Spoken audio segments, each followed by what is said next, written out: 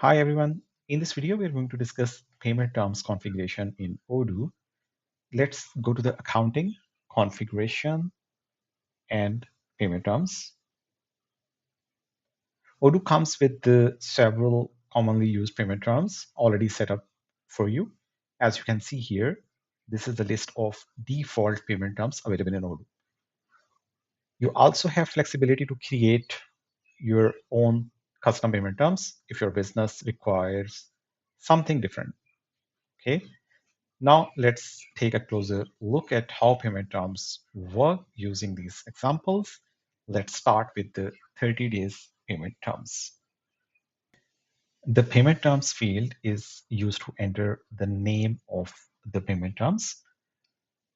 You can select a company if the payment term is company specific.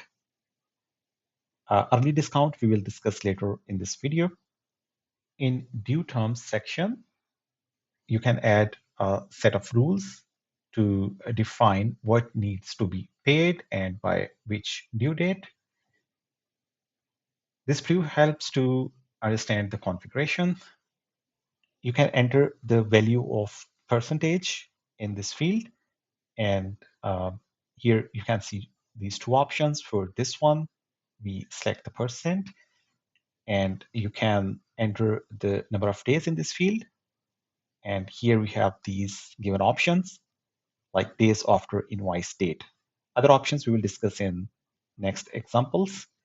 Based on this configuration, you can see this preview.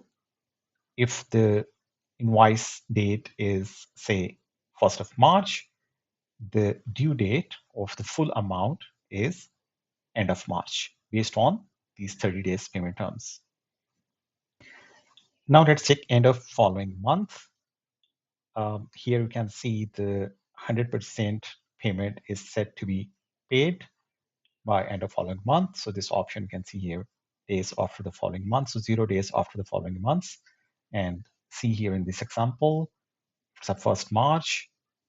It's going to be paid by end of April because it says end of following month. We have here days after end of month. So 0 days after the same end of month means 31st March. And we can even add the days, say if it's a 10 days after end of the month means it's 10th April 2026. Now let's go back to the list and let's look into another example like this one. Here it says 100% 10 days after the end of month, right? So we can see here if it's the 1st March, it's going to be paid on 10th of May. Okay. And next, let's look into this one, 30% now and balance 60 days. We can add multiple lines. So first line says 30%, 0 days after the invoice date. And then in the next line, we can add a line through this option.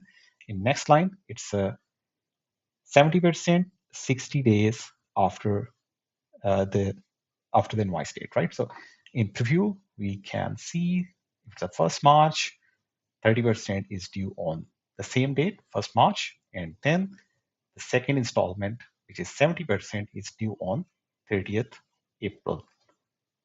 Okay, and now let's check this one. Payment terms are 2/7 net 30 days. What does it mean? We have 2% discount if it's paid within 7 days. Okay, and here we have some further configuration for applicable taxes. Here in example, we can see it's 100% 30 days after the invoice date. Now check out the preview to understand it further. So let's change it to the 1st March. Okay, so invoice date is 1st March. Payment terms 30 days, 2% early payment discount under 7 days. Early payment discount is 20 if paid before 8th of March 2026. Okay. So net amount $980 would be payable, right? But if it's paid after this date, then the due date is 31st March for the full amount. This is how the payment terms are configured. And once configuration is done, payment terms are available on customer and vendor forms like this. And these are also available for selection on customer invoice and vendor bills. Thank you very much for watching this video. See you in my next videos.